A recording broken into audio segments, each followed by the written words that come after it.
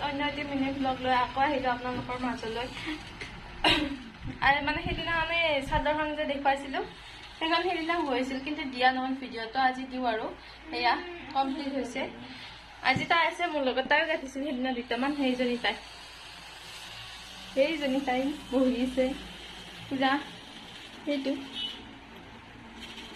কিবা এটা কৈ দিয়া সেই জানা গৰম লাগছে